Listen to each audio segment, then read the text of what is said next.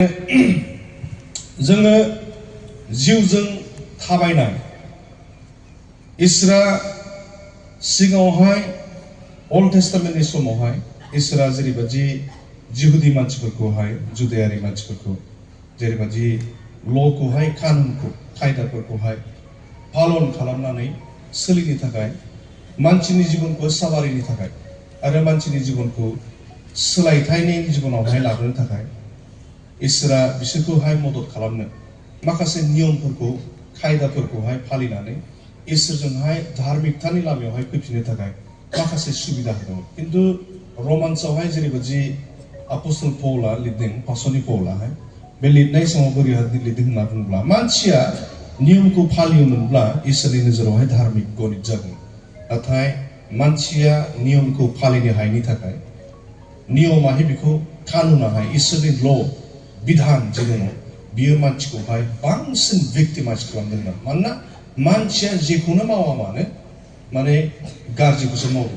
जायनि जाहोनावहाय आपोस्टल पौलाबो जेब्लासिमनाखि बियो जिउजों दैदेनजानायखौ मोनाखैमोन बे समसिमहालागै जों रमान्सआव जों नायबा मोननो हायो 7:15 सामवेर बेवहाय लिरनाय दङ जे आंबो मोनसे समाव ओरैबादि मानसिमोन जे आङो हाजारखि बिधानखौ मिथिदोंमोनब्लाबो जिहुदीफोरनि संबिधानखौ आं फरायनानै फैदोंब्लाबो सासे फारासि फोरोंगिरिनि गेजेरावहाय आथिङावहाय आङो फोरोंजादों गामालियेल बादिनि आथिं सिङावहाय बिनि आश्रमाव आं फोरोंजानो मोन्दोंमोनब्लाबो आरो हाजारखि नियम कानुनफोरखौहाय सोलोंदोंब्लाबो फारासि न'खरावहाय आं जोनोम जानाय मानसिमोनब्लाबो आरो फारिसाइकफोरनि जि कायदाफोर दङ बेखौहाय फोरोंलांनानै जिहुदी मानसिफोरखौहाय इसोरनि आज्ञानि लाइनावहाय लांनो थाखाय आं जेब्ला हाजासे नाजादोंमोन बे समावबो आं मा खालामदोंमोन आं मोनफ्रोमबो आंनि आगानफ्रोमबो मोनफा मोनफा खामानियाहाय इसोरनि बेरेखा खामानिसो मावदोंमोन। आं जेखौ मावनाङा आं बेखौसो मावलांदों होनना बुङो। दा बेनिखायनो मानसि जाथिया इसोरनि आज्ञाखौ पालन खालामनो हायैयावहाय इसोरनि नोजोरावहाय बांसिन दायनिगिरिसो जालांदों होननानै। बेनिखायनो जिसु ख्रिस्ट'आवहाय बे कानुननि रिक्वायरमेन्ट्स एन्टायार रिक्वायरमेन्ट्सफोरखौहाय कमप्लिटलि वान्स फर अल खेबसेनो अरायबो समनि थाखाय फुलफिल खालामनो थाखाय जों हिब्रुसाव नायबा मोननो हायो। बे खेबसेनो अरायबो समनि थाखाय बे ल'नि कानुननि जि रिक्वायरमेन्ट्स दंमोनहाय बे रिक्वायरमेन्टखौहाय बिथाङा जिसु ख्रिस्ट'आ अलरेडि क्रसआवहाय बियो फुलफिल खालामबाय होनना बुंदों। ओमफ्राय बिनि उनावसो बे ल'खौ फुलफिल खालामखांनायनि उनावहाय बे काफि नङा। जिसु ख्रिस्ट'खौ फोथायनाय आरो जिसु ख्रिस्ट'खौ फोथायखांनायनि उनावहाय जि इसोरनि नियम कायदानि लामायाव हान्थिनांगौ मानसि जाथियाहाय बे हान्थिनांगौनि समावहाय इसोरा मिथिगौ मानसि जाथिया थै आरो देहानि बोलोजोंहाय मानसि जाथिया इसोरनि लामायाव संग्रिनो हानाय नङा।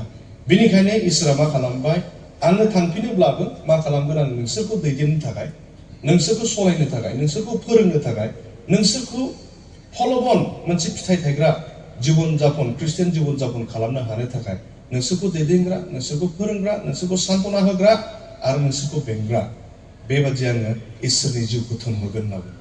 बेखौ जोङो जननि चैप्टार नम्बर 14 जों नायबा मोननो हायो। बेबादि होननानै थांदों। बेनिखायनो दा जोंनि जिबनावहाय आं एक्जेक्टलि जोबोद गोजोननाय मोनदों जे दिनैहाय जेरैबादि टीम 1 टीम 2 होदों बहुत related and our messages are going to be very related, closely related. मानो होनना बुङोब्ला जोबनायनि मुगाखौ नेनोब्ला जिउजों नेयाब्ला रावबो नेनो हाया। आमेन। जोबनायनि मुगायाव मा जागोन बेखौ जुदि जोङो जिउजों थाबायाब्ला जों रावबो सिनायनो हाया। मोनसे काहावत दङ we know we never understand. I see I never recognize it. आङो नुबाय नाथाय आं सिनायनो हाया। आङो मिन्थिगौ नाथाय बुजिनो हायाखै। जोङो सिनायनो हायैयाव आरो बुजिनो हायैनि अबस्थायाव दङ। मानि थाखाय जिउआव दैदेनजानाय गैयिनि थाखाय गोबां समावहाय इसोरनि फिसाफ्रा इसोरखौ फोथायग्रा फोथायसुला फोथायसुलि मानसिफ्रा गिर्जायाव थांदों फैदोंब्लाबो जोङो बुजिया। इभेन सैताननि हालोदाव बेनो। Do you think that Satan did not know the Bible? गोबांथार समावहाय सैताना जिसु ख्रिस्ट'खौ 40 दिन आरो 40 हर टेम्पटेशन खालामनाय समावहाय बाइबल वर्स quotation खालामै टेम्पटेशन खालामदों. You need to imagine that situation. बे सिचुएशनखौ जों जुदि इमेजिन खालामोब्ला सैतानाबो बाइबल रोंगौ, बे मिन्थिगौ, नाथाय बाइबलखौ बे बुजिया. हालेलुया. माने इसोरनि जिउजों नङाब्ला बोसोनखौ नोङो रोंगौब्लाबो जिउजों दैदेनजानाय मानसि नङाब्ला बे माब्लाबाबो इसोरनि बोसोनखौ बुजिनो हाया. सैताना रोंगौ, बे मिन्थिगौ. Knowing the word of God and knowing the God of the word are always different. इसोरनि बोसोनखौ मिन्थिनाय आरो बे बोसोननि इसोरखौ सिनायनाया जोबोद different. बेनिखायनो जोङो इसोरनिखौ बोसोनखौ मिन्थिग्राल' नङा, जोङो बे बोसोननि इसोरखौ सिनायग्रा मानसि जानो नांगोन. बे बोसोननि इसोरखौ सिनायग्रा मानसि जानोब्ला जिउजों सुफुंजानाय, जिउजों दैदेनजानाय मानसि जानांगोन. हालेलुया. बेनिखायनो दिनैनि बे समावहाय आं जोबोद गोजोनो नैबे टीमखौहाय इनेफु टीमनि सायावहाय इसोरनि बोसोनखौ बुंनो थिननायनि थाखाय. आङो मोनसे सिचुएशननि गेजेरजोंहाय हान्थिदोंमोन, अब्लाबो बेनि गेजेरावहाय माखासे गोबांथार स्टाडि बे टीमनि सायावहाय प्रार्थनानि गेजेरजोंहाय जेब्ला अध्ययन खालामदोंमोन, स्टाडि खालाम. First I dive into the word of God. बिनि उनावहाय माखासे खोथाफोरखौहाय इसोरनि बोसोना दि अलरेडि ब्लुप्रिन्ट प्लान. इसोरनि बोसोना मोनसे इसोर बे संसाराव मा जादों मा जायाखै बिनि सोमोन्दै ब्लुप्रिन्ट प्लान. बेखौ जोङो सा साज्रां नायबा बुजिनो हाया. दा बेनिखायनो बे इसोरनि बोसोना अरायबो समनि थाखाय रिलेभेन्ट. फर एग्जाम्पल इसोरनि बोसोनाव मा लिरनाय दङ जोङो बेखौ नायब्लाबो जों दानि समाव मा सानो, दानि मुगायाव मा जागासिनो, मा नुनो मोनगासिनो, पता नहीं क्या देखना पड़ रहा है. मोनसे डायलग दं दा बलिउडनि मोनसे डायलग दङ, पता नहीं मुझे क्या देखना पड़ रहा है, अच्छा हुआ मैं अंधा हूं. सैथो बाथ्रा. गोबांथार समावहाय जोंनि बिसासि मानसिफ्रा बाइबेलखौ फरायो, खिन्थु बाइबेल बुजिनो थाखाय जोङो रोंगौ बाइबेलखौ, मखस्थ'बो दङ, 1000टा बाइबेल वर्स मखस्थ' दङ. 66 times, 100 times, 40 times we have completed reading the Bible. Reading, studying and meditation are always different. You need to distinguish these three things. Reading ama sol फरायनाय. Study ama आंहा मोनसे theme दङ, मोनसे topic दङ. बे टपिकखौ आं बोरै सापर्ट खालामनो हागोन? बे टपिकनि सायाव आङो बबेबा जायगायावहाय बाइबेल वर्स मोनगोन नामा? आंनि टपिकखौ आंनि साननायखौ सापर्ट खालामनो थाखाय आं बै आमोखानि सोमोन्दैहाय बुंनो गोसो, बिनि सिचुएशननि सायाव बुंनो गोसो, बेनिखायनो बाइबेलखौ बोलानानै बाइबेल वर्स बर'नाय बेखौ स्टाडि होनना बुङो. But the meditation is what the Lord has required us to do so. मेडिटेशना मा? जाय मानसिया इसोरनि बोसोनावहाय मेडिटेट खालामगोन, सान आरो हर. जशुआखौबो बेखौनो बुंदों, सान्स नाम्बार 1आवबो बेखौनो बुंदों. जाय मानसिया इसोरनि बोसोनावहाय सान आरो हर देहेन होयो, देहेन होनाय. बे देहेन होनाया मा? Diving into the word of God. इसोरनि बोसोनाव थब्ल'नाय. जाय मानसियाहाय इसोरनि बोसोनाव थब्ल'यो, बियो वर्स नाम्बार 1खौबो बियो फोजोबनो हाया. कालभार्ट, जाय मानसिया गालाटियान्स आरो रमान्सनि थाखाय बियो जेब्ला माबा खालामनो नागिरदोंमोन, कमेन्ट्रि लिरनो नागिरदोंमोन, बे कमेन्ट्रि लिरनायावहाय 1000 पेजेस, 10,000 पेज लिरनानै फोजोबबाय, अब्लाबो फोजोबनो हाया. मानो होनना बुङोब्ला मेडिटेशन खालामो. मोननै एपिस्टल, रमान्स एन्ड गालाटियान्स, बेनि मतलबखौ बियो 10,000 पेजेस लिरखांनायनि उनावबो फोजोबनो हायाखै. आसरित. मेडिटेशनजों खारोब्ला बेबादि जायो. बेनिखायनो जों हाजासे जोङो फरायोब्लाबो, हागौ हाया जों फरायोब्लाबो, जों हाजासे जोङो बोसोनफोरखौ जों लागायोब्लाबो, जोंनि गोसो सिङाव जों लिरना लायोब्लाबो, जुदि जोङो मेडिटेशनाव खाराब्ला, जोङो इसोरनि बोसोननि सिङाव जों थब्ल'आबा, जों बेखौ बुजिनो हाया. जों मिन्थिनायावनो थाबथानानै थायो. आरो बाइबेलखौ बोसोनखौ मिन्थिग्रा मानसिफ्रा गोबाङानो बिकासआवगोन होननानै बै समाव लिरनाय दङ. बेनिखायनो जोङो इसोरखौ जों सिनायग्रा मानसि नांगौ. इसोरनि बोसोनखौल' मिन्थिग्रा नङा. Just simply knowing the word of God is not enough, my dear friends. We must know the God of the word. इसोरनि रायजोआ फैथों होनना जों प्रार्थना खालामो. दा बे इसोरनि रायजोनि कन्स्टिटिउशना मा? बे इसोरनि रायजोनि कन्स्टिटिउशना जाहैबाय बाइबेल. Praise the Lord. इसोरनि बोसोना जाहैबाय बे इसोरनि रायजोनि कन्स्टिट्यूशन ल बिसोर आरो बे इसोरनि बोसोननि बे कन्स्टिट्यूशनखौ गवर्न खालामग्रा गवर्नरासो इसोरनि जिउ बिसोर गवर्न खालामो ही इज द डाइरेक्टर बिसोर सुफुंदों बेनिखायनो बे बोसोनखौहाय बुजिहोनो थाखाय बिनि जिउजों दैदेननो गैयाब्ला जों बुजिनो हाया आरो जों बेखौ बुजियाब्ला जोंनि जिबनाव मा जादों बे बोथोरा मा खालामगासिनो बे समावहाय इसोरनि बोसोननाय बुंफुंलांनानै बाथ्राफोरखौ माबादि जाफुंहोलांगासिनो जों जेबो सिनायनो हाया बेनिखायनो बोथोरा मा जालांखो बुजिनो हाला इसोरनि बोसोना ओरैबायदि ट्रान्सपारेन्ट जिसु ख्रिस्ट जोंनि बाइबेलनि इसोराहाय जागायजेननायनि समनिफ्राय लानानै जोबनो गैयै जोबथा बिनि सालभेशन हिस्ट्रि सालभेशन प्लान मानसि जातिखौ बोरै बासायगोन जाहाथे मानसि जातिया बिनि प्लाननिफ्राय एसेबो गाग्लिनो दा मोनथों बिदि होननानै इसोरा ओरैबायदि जास्टिफाइबल ओरैबायदि जास्टिस इसोर बे मोनसेबो खोथा लाखुमाया नोंसोर आंखौ फोथाय आंनि थोननाय बायदि थाबाय होनब्लाना बै समाव नोंसोरखौ बिदि खालामगोन फर एग्जाम्पल साइरास 100 बोसोर सिगां प्रफेसाइ खालामदों नोंसोरो थां 70 years नोंसोरो बाबिलनावहाय नोंसोरो मा खालामहैगोन खामिहैनो नांगोन बिनि सिगाङावनो बाबिलनाव थांनायनि सिगाङावनो प्रफेसाइ खालामदों 100 बोसोर सिगां लास्टआवहाय थाङै थुङै मा खालामबाय साइरासआ जेब्ला इसोरनि बोसोनखौ खोनाबाय नोंनि सोमोन्दै जोंनि इसोराहाय 100 बोसोर सिगां लिरनाय दङ इसोरखौ फोथायै मानसिया जाय मानसिया जेहोवानि खोथा माब्लाबा खोनाफेराखै बे मानसियाहाय सांग्रां जादों जुदि आं मिलिटारि माइट मिलिटारि पावारनि थारै नङा नाथाय जिहुदिफोरनि इसोरासो जुदि आंखौ सायख'दोंब्ला बिसोर आंखौ थोनोब्ला होनब्ला आं बिसोरखौ थोनहरगोन इसोरनि आज्ञाखारि आज्ञा पालन खालामनानै बियो जिहुदिफोरखौ थोनहरदों खिन्थु जाय जिहुदिफोरा इसोरखौ मिथिखायो इसोरनि सोमोन्दै मिथिखायो फरायबोदों सोलोंबोदों रोंगौथिखौ मोनबोदों नाथाय सोलोंथाइ गैया literacy and education are always different You can be graduate, you can be literate, but you may not be at the same time not educated. जोङो गोबांथार समाव लिटरेट जानो हागौ जोंहा डिग्रीबो थानो हागौ जों ग्रेजुवेटबो जानो हागौ post graduate at the same time I may not be an educated. जिहुदि मानसिफ्रा इसोरनि बोसोनखौ मिथिगौ नाथाय इसोरनि जिउजों दैदेनजानाय इसोरजों थाबायनायावहाय बिसोर एजुकेटेड नङामोन the most foolish people ओरैबायदि stubborn मानसिमोन मा होनगोन बे गोसो अन्थाइ बिखानि मानसिमोन साइरास बादि मानसिया जेहोवानि खोथा खनसे खोनाफेराखै खेबसे फरायनानै होदों हान्थु मावनानै एज्राया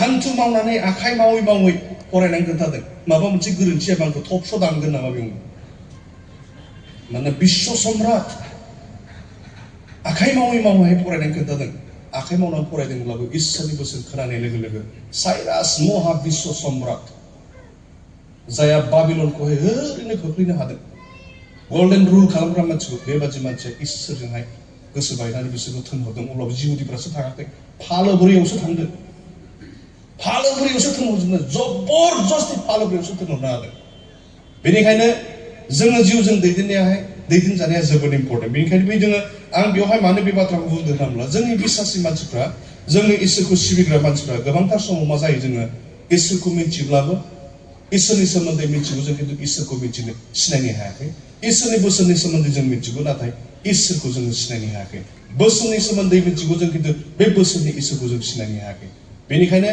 बे लामायाव जों हान्थियोब्ला बे लामायाव जों दावबायनानै थांनांगौब्ला जोङो बे इसोरनि जिउजों दैदेनजायाब्ला जों माब्लाबाबो दैदेनजानो हाया जोङो उनावहाय थांबाय थागोन जिहुदिफ्रा मिसरनिफ्राय थोनहरजादोंब्लाबो बिसोर सिगाङावहाय माब्लाबाबो नायनो हायाखै they could not have any vision beyond the boundary इसोरा हागौ हाया प्रुफ होदों जर्डान दैमाखौ बिसोरो थुप्ला सिनखावदों रेड सीखौ थुप्ला सिनखावदों अन्थाइनिफ्राय दै बोहैहोदों गोखा दैमाखौ गोदै खालामदों बेदर गैयै जायगा बेबादि जायगायावहाय बेदर खोलैनानै दाउ खोलैनानै जाहोदों still they could not believe they always wanted to go back traditionalism दिनै जोंनो बे मिशन होनाया बेनो दे गालातिया आरिफोरनि सिचुएशना मामोन होनना बुङोब्ला जि समावहाय चैप्टार नम्बर 5 verse नम्बर 25 खौ लिरनांगौ जानाया मानि थाखाय लिरदों होनना बुङोब्ला फै जोङो इसोरनि जिउजों दैदेनजानाय मानसि जानो जों जिउआव थाबायनि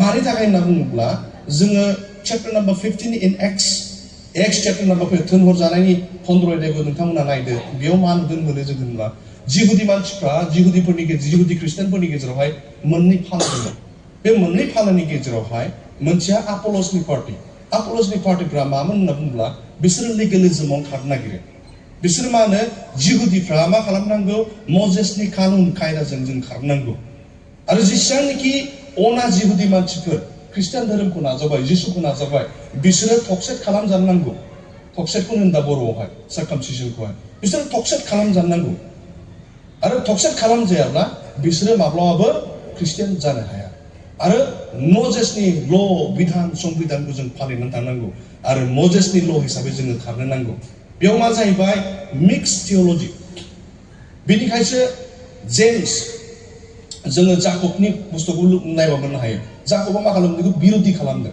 बेबायदि नङा जेब्ला जिसुआ क्रसआवहाय गासैबो ल'नि रिक्वायरमेन्टखौ फुलफिल खालामबाय वी आर नो लंगार आन्डार द ल जोङो ल'नि बिधाननि आन्दाराव गैलिया जुदि नों इसिग्राब बिधान मजेसनि कानुननि सोमोन्दै बुंबाय थायोब्ला नोङो 99 थाखोखौ गारनानै मानो टक्सेटआवल' सिथाबनानै दंफालाय फालिनोब्ला 100% फालि किन्तु जुदि 99 थाखो आगारनानै मोनसेखौल' नों सार्कामसिजनआवल' थायोबा टक्सेटआवल' थायोब्ला बियो 100% मजेसनि ल'खौ इनकार खालामनायनि बाराबर बेनिखायसो हिब्रुसखौ लिरग्रा मानसियाबो बेखौनो लिरना हरदों खायफाया होनो बार्नाबास लिरदों जानो हागौ खायफाया होनो पला लिरनो हागौ जानो हागौ किन्तु जाय मानसिया लिरदों बियो हिब्रु थियोलॉजी जिहुदीफोरनि थियोलॉजी जेरैबायदि आपोस्टल पलाहाय पासनि पलाहाय जिहुदीफोरनि थियोलॉजीखौ मोजां मिथिगौ मस्ट प्रबाबल बिनो लिरदों जानो हागौ ना किन्तु जों फारसेनिफ्राय नायोब्ला आपोस्टल पलाहाय जेरावखि जाया बिनि बिजाबखौ नोंथांमोना रमान्सनिफ्राय फरायनानै जोबजासिम नाय प्रत्येक बिजाबावहाय सुरुवातावहाय आइ दि आपोस्टल पल अफ जीसस क्राइस्ट आं जिसु ख्रिस्टनि दास बिनि थोनहरजानाय आङो आपोस्टल पल होननानै सिनायथि होयो बे बुस्थुआहाय हिब्रुसाव गैयिनि थाखाय बिनि लिरनाय पेरालेलिज्मआहाय टार्मिनोलॉजिसफ्रा एखेब्लाबो बेखौहाय पला लिरदोंना लिराखै बेबायदि कनफ्यूजन थायो किन्तु जेहायनो जा जायानो लिरदों बे बिजाबखौहाय बे लिरगिरि मानसियाहाय बेयावहाय नैबेखौनो अपोज खालामदों बे अपोज खालामनाया मा जिहुदी मानसिफ्रा बा संसारनि मानसिफ्रा बयबो मानसिफ्राहाय जि कानुन तरजोंहाय इसोरा बासायजानायखौ मानसिनो होनो नागिरदोंमोन बेखौ मानसिया पालन खालामनो हायैनि थाखाय बेवहाय मोनथाम दङ बेनो जाबाय सेक्रिफाइस द प्रिस्ट सेक्रिफाइसआबो जाया माने बलि बे बलियाबो जिसुआनो आरो जाया बे बलिखौ बलि होनांगौ बेबो पुरहिताबो जिसु ख्रिस्टआनो आरो जिसु ख्रिस्टआनो राजानिबो राजा बे मोनथाम अफिसखौ जिसु ख्रिस्टआनो रिप्रेजेन्ट खालामदों होननानै हिब्रुसनि राइटारहा बेखौहाय जों चैप्टार नम्बर 9 निफ्राय लानानै जोङो 12-13 जों नायोब्ला मोननो हायो बेनिखायनो बेयावहाय लिगेल सिस्टेमाहाय अरायबो समावहाय गालातियारिफोरखौहाय बहुत डिसरापसन खालामदों आरो डिसरापसन खालामनानै मा खालामदों होनना बुङोब्ला बिसोरखौ कनफ्यूज्ड लाइनावहाय लानानै थांदों बेनिखायनो गोबांथार समावहाय जोङो चैप्टार नम्बर 5 नि जोङो 1 निफ्राय लानानै जोङो 13 सिम जों नायोब्ला बेयाव मोननो हायो जिहुदी मानसिफोरा चैप्टार 5 नि भार्स नम्बर 1 आव जों नायोब्ला इसोरा जोंनो जिसु ख्रिस्टनि दारै उदांस्रिखौ होबाय मानिफ्राय उदांस्रि पापनिफ्राय उदांस्रि आरो दस्राया मा ल'निफ्राय उदांस्रि मजेसनि ल'निफ्राय उदांस्रि आरो पापनिफ्राय उदांस्रि बेनिखायनो नोंसोरो बै बैनायनि पापनि आरो ल'नि जंगालाव आरो दा हाबफिन होननानै बुंनायखौ जोङो मोननो हायो बेनिखायनो बे बाथ्राखौ बुंदों बेनिखायनो जोङो जुदि ल'आवहाय खारफिनबाय थायोब्ला ट्रेडिशनेलिज्मआवहाय खारफिनोब्ला जायखौ जों परम्परा होनना बुङो आजै आजौनिफ्राय सोलिबोनाय जि परम्परा बे परम्परायाव खारफिनोब्ला जुदि परम्परागत खामानिनि दारैसो जुदि जोंनि बासायजानाया जायोब्ला नोंनि हास्थायनायजों नोंनि नाजानायजों नोंनि हान्थिनायनि दारैसो जुदि जोङो बासायजानायखौ मोननो बेबायदि नोङो सानोब्ला टाइटास चैप्टार नम्बर 3 भार्स नम्बर 5 आव मा लिरदों जोङो गावनि धोरोमिया बा धार्मिक खामानि मावनायनि दारै आं बासायजानायखौ मोननो हायाखै नाथाय ख्रिस्टनि दया बेनि सेक्रिफाइस गोथार जिउनि सुफुंनाय आरो सुस्रांजानायनि दारैसो आं बासायजानायखौ मोननो हादों प्रेज द लर्ड जोंनि हास्थायनायजों जोंनि नाजानायजों जों माब्लाबाबो मा मोननो हाया बासायजानायखौ मोननो हाया बिश्वासी नोंथांमोन गालाथियारि नोंथांमोना बे खोथाखौहाय गोसोआव लाखि। आं आसरित मोनबाय होनना बुंदों आपोस्तल पौलाहाय। आं आसरित मोनबाय जे नोंसोरो इसिग्राब थाब जे नोंसोरो बासायजानायनि बाथ्राखौ बावनानै जे नोंसोरो जे इसोरनि लामाखौ गारनानै जिसु ख्रिस्टनि लामाखौ फोरोंनाय लामाखौ गारनानै नोंसोरो जे ट्रेडिशनेलिज्मआव हाबलांबाय। बे बोसोना थिग नङा। आरो नोंसोरो ट्रेडिशनाव हाबदों परम्परा गथ'हाय वापस थांफिनदों। नोंसोरो मानो इसिग्राब बे लिगेलखौ जिसु ख्रिस्टआदि जोंनो फ्रिडम होबाय चैप्टार नम्बर 5 verse number 1 बे फ्रिडमखौ नोंसोरो मानो मिसइउज खालामदों? मिसइउजआ मा? देहादारिनि लुबैनाय।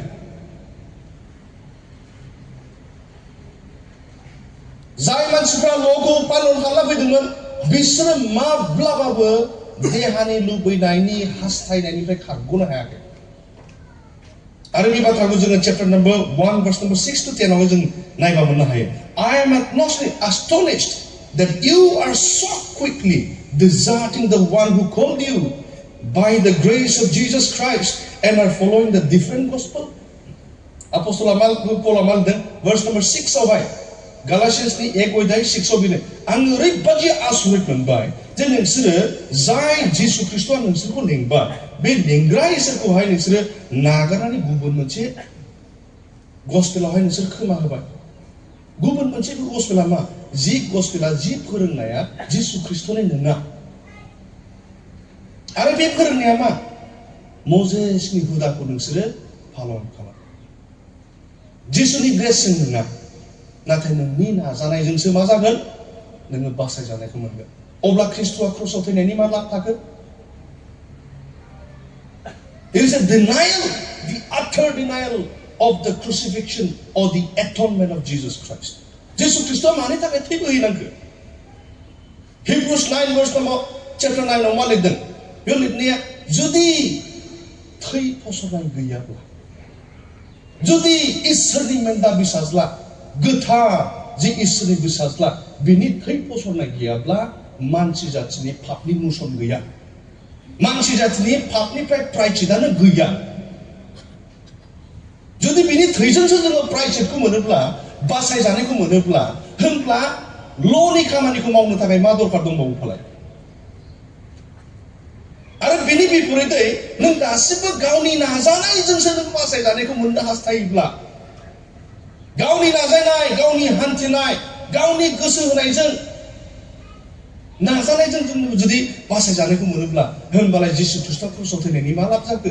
जों हिन्दुइजम, बुद्धिस्टफोरनि, जैनासफोरनि प्रायाजों जोंनि फोथायनायाबो सेम। हिन्दुइजमआ मा खालामो? कर्म मार्गा, ज्ञान मार्गा एन्ड देन भक्ति मार्गा। जायहा गियान दङ, ब्राह्मण नखरफ्रा गियान, लेखा फरा बोसोरथामनिफ्रायनो थांनो हायो बिसोर आश्रमावहाय। बिसोर मा खालामो? बिसोरनि गथ'फ्रा 3 बोसोरनि बैसोनिफ्रायनो आश्रमाव थांनो हायो। मानोना बिसोरनि दिमागा ओरैबादि सार्प होननानै बिसोरो बुंनानै लायो। 19 बोसोर बैसोसिम जायखौ जों ब्रह्मचार्य स्टेज होनना बुङो। मोनब्रै स्टेज दं ब्रह्मचार्य, गृहस्थ, वानप्रस्थ आरो सन्यासा। ब्रह्मचार्यआवहाय सोलोंसिगोन, सोलोंनानै गृहस्थ नखर बेंसिगोन, समाजारि खान्थिगोन। बिदि खालामनानै गावनि नाजानायजों, मोजां खामानि मावनायजों, समाज खामानि मावनायजों बियो बासायजानायखौ मोननो गोसो। समाजारि जीवन जापन खालामनायजों, इथिक्स नैतिक जीवनखौ फल' खालामनानै बियो बासायजानायखौ मोननो गोसो। बेजोंबो हाया, बिनि थाखाय मा खालामो बियो? होमबाना वानप्रस्थ फोरोंनाय बादि आङो तपस्या खालामनोसै, वानप्रस्थ थांगोन, अब्लासो मोनदांगोन अ नंमारगौ आंनि जानाय लोंनायजों आंहा गोजोननाय गैया। बोरमा बेदर जानो गोसो जायो, नाथाय 2 घन्टानि उनावनो बिनि टेस्टखौ बावलाङो, बिनि गोजोननाय गैला। गोरलैफोर मोनोब्ला आं जोबोद गोजोननाय मोनगोन, बांगोन गावनि गथ'खौ, नाथाय 5 बोसोरनि उनावनो दुस्थ' खालामब्ला बै गोरलै समाव अननायनि रंजानाया, बे गोरलैखौ नायनानै गोजोननाय मोननाया गैला। Nothing is permanent. हिन्जावजों गोरोबनानै थायोब्ला हाबा जाजेननाय समाव जेरैबादि गोजोननाय थायोमोन, बे गोजोननाया बोसोरबा 6 बोसोरनि उनावनो नाश जालाङो। संसारावहाय मानसि जाथिखौ लोगो मोनबाय, सोरबा लोगोखौ बिसिगिखौ लोगो मोनबाय, सोरबा बिलोगोखौ लोगो मोनबाय, बे गोजोननाया दसेनि समावनो गोमालाङो। गमामायैनो जिबनावहाय समाजारि जीवनजोंहाय नैतिकता जीवन पालन खालामनायजों बासायजानायखौ मोननो हाया, जिउनि गोजोननायखौ मोननो हाया। बिदि होननानै बे तपस्या खालामनाय सम मोननो हायो जेब्ला बेनिफ्रायसो बियो सन्यासियाव थाङो बेनि उनाव गावनि नाजानायजों तपस्या खालामनानै बे गावनि जिबनखौहाय बारग'होनो नाजायो न्याना मार्गा जाय मानसिया गियान गैया लेखा फराबो बारा गैया नाथाय थाखा फैसा दङ बिजनेस मावनो हायो बेबादि मानसिया मा सानो मन्दिराव आं डनेसन हरगोन अनाथ आश्रमाव आं फैसा हरगोन बोराय बुरैखौ आं नायगोन गैयैफोरखौ आं नायगोन हाजारसे मदद खालामनानै कर्मजों आं बासायजानायखौ आं बायगोन हाजारसे नाजायोब्लाबो गोजोननाय गैया जाय मानसिया गियानबो गैया लेखा फराबो गैया फैसाबो गैया बेबादि मानसिया मा आंहा जेबो उपाय गैया मन्दिराव घन्टाखौ थें आं जेबो लाबोनो हाया प्रसादखौसो दं ना आंनाव गियान दं ना आंनाव फैसा दङ गियानजों तपस्याबो खालामनो हाया आंनाव फैसाबो गैया मोजां खामानि मावनो आं नोंनि सायावसो भरसा आरो हाजारसे आं नोंखौ गोजोन होनो नाजागोन गावनि नाजानायजों गोजोन होनो ख्रिस्टियान जिबनावबो जोङो इसोरखौ गोजोन होनांगौ Praise the Lord. नाथाय आंनि देहानि आंनि थैनि बोलोजों आं माब्लाबाबो इसोरखौ गोजोन होनो हाया बेखौसो बोसोनाव लिरनाय दङ unless you are led by the Spirit of God it is impossible for one to please the God hallelujah जोङो जिउजों दैदेनजायागौ माने बे जिउजों जिउमा इसोरखौहाय आं माब्लाबाबो गोजोननो हाया थैनि बोलोजों देहानि बोलोजों आं माब्लाबाबो इसोरखौहाय गोजोन होनो हाया बोसोनाव बेखौसो लिरदों दा जुदि आंनि गावनि नाजानाय जिउ माने दैदेननाय जानाय गैया आङो लिगेल सिस्टेमजों खारनो गोसो गावनि हाजासे नाजानायजों खारनो गोसो बेनिखायसो आपोस्टल पौला खुथा गावनि गालातियान्स आरो एफिसियान्सआवबो आरो कलसियान्सआवबो आरो टाइटासआवबो बेखौनो लिरदों मा लिरदों आंनि नाजानायजों नङा आंनि धोरोमिया खामानि मावनायनि दारै नङा अननानै जों नायनो हागोन नामा टाइटास चैप्टर नम्बर 3 verse number 5